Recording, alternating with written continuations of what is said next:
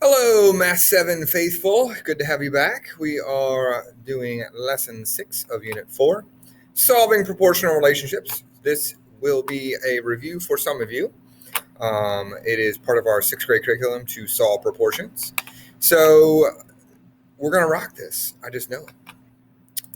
What is a proportion, you might ask? A proportion is where you have two ratios that are equal. All right, now when we're going to solve them, one piece of the puzzle is going to be missing. So you see here, this is a complete proportion. 6/8 is 3/4. In any proportion, you can cross multiply, and these cross products are equal. 24 equals 24. Okay, and we're going to use that to help us solve for missing pieces. So knowing this, I can cross multiply here. 4 times 9 is 36. I messed myself up already. 10 times x is 10x. Now, if I cross multiply, I get an equation.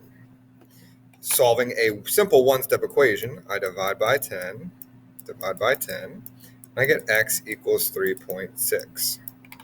All right, that helps me to complete this proportion and prove my solution, right? If I do 3.6 divided by 4, it will give me the same ratio as 9/10. I can do the same thing over here. 2 times y is the same as 5 times 34, which is 150 plus 2170. Solve for y. The opposite of times 2 is divide 2. So y has to be 85. It's as easy as that. It's kind of a two-step equation. Cross multiply and divide. Doesn't matter where the variable is. It was up here, top left. It can be bottom right. It can be top right. It can be bottom left. Doesn't matter where. 3 times n is 3n. 7 times 21 is 147 divided by 3. You can use your calculator. I'm trying to do this in my head. Whoops, that's an x. That's supposed to be an n. 3 goes into 14 4 times with 2 left over and 9. 49. There you have it. Okay, and then you can check it, right? 49 over 21 is the same as 7/3. The way of the proportion is that the ratios are equal. And the way that you solve the proportion is you cross multiply and divide. It's 2 simple steps. Now, looking at word problems, they can apply to word problems. You can set up ratios.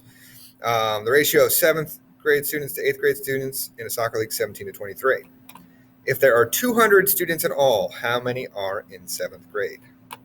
Okay, so what we have to do is look at the number of 7th grade students to the total. So 7th grade was 17. How many total students are in this ratio? 17 plus 23 is 40. Don't just use the ratio that's there if you don't need it. That's 7th to 8th grade students. We want 7th to total. So we don't know how many students are in 7th grade, but we do know there's a total of 200. So we can use this proportion, cross multiply and divide. Okay, 40x equals 17 times 200, 3,400.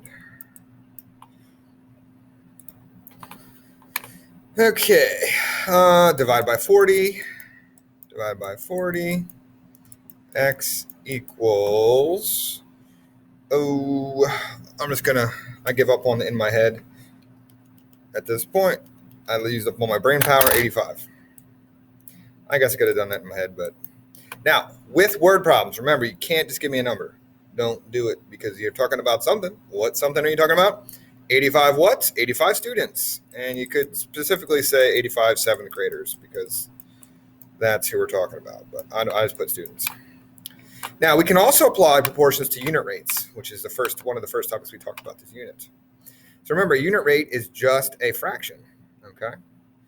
So we have here, Olivia typed 2 pages in 15 minutes.